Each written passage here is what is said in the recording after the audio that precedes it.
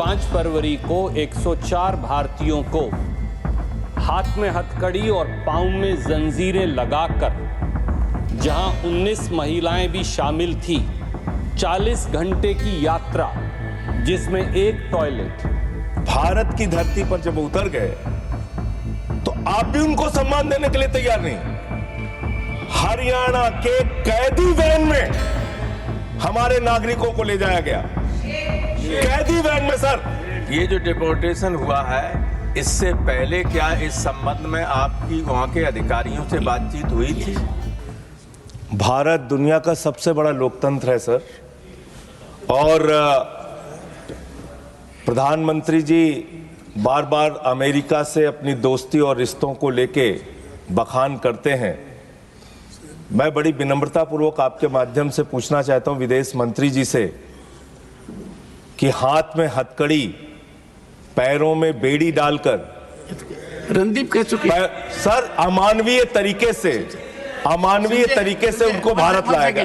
मैं अगला सवाल तो पूछ, सर सवाल तो सुन, एक सेकंड, आई वुड अर्ज द मेंबर्स, सर सवाल तो सुन लीजिए, ऑलरेडी मेड दैट पॉइंट, आगे का तो सुन लीजिए। Okay, go ahead.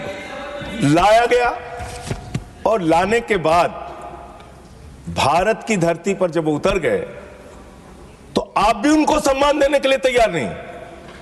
हरियाणा के कैदी वैन में हमारे नागरिकों को ले जाया गया, कैदी वैन में सर, अपनी धरती पे।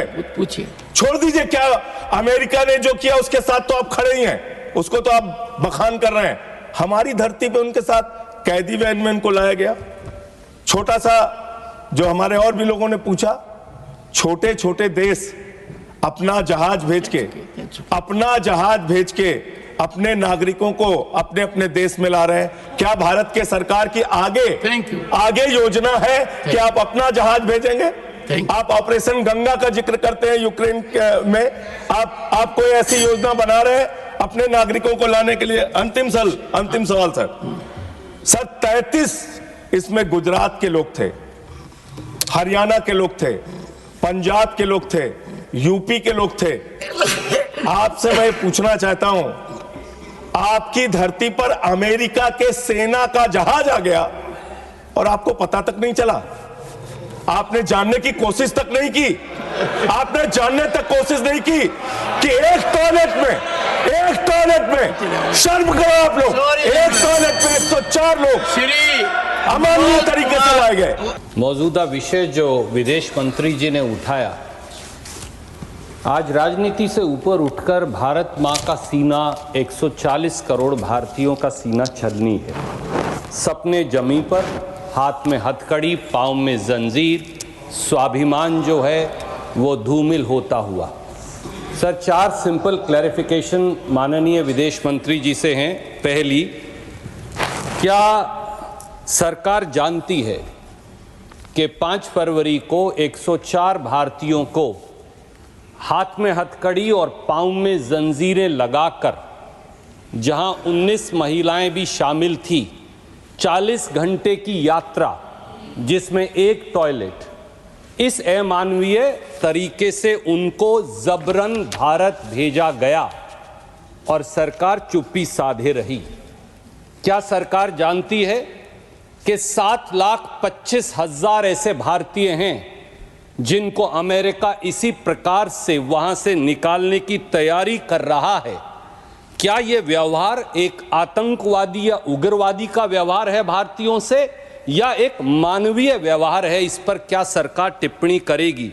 दूसरी क्लैरिफिकेशन, सर, कितने हजार और भारतीय हैं? हमने वो तो देखे जो हथकड़ी और जंजीरों में बंधकर आए, हमारे भाई बहन और बच्चे, पर कितने हजार ऐसे भारतीय हैं 7,25,000 में से जिन्हें अमेरिका ने डिटेंशन सेंटर में इसी अमानवीय तरीके से बंद कर रखा है? और उनके क्या हालात हैं और क्या उनको आपने काउंसलर एक्सेस दिया है?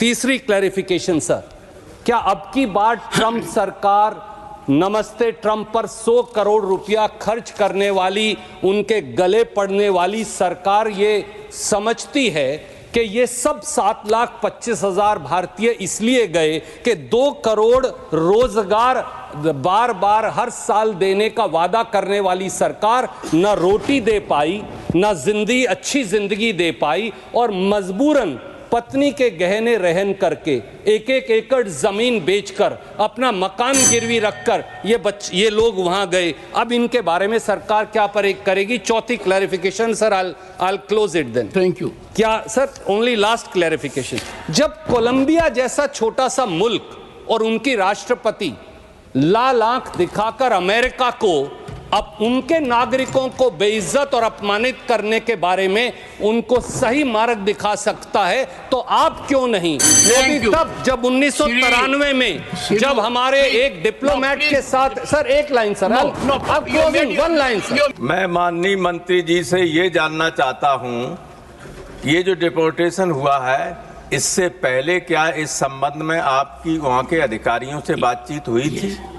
नंबर 2, जो लोग डिपोर्ट हुए हैं अभी या पहले भी, क्या उनकी वहां कोई संपत्ति है? और अगर संपत्ति है तो उसको लाने की क्या व्यवस्था की गई?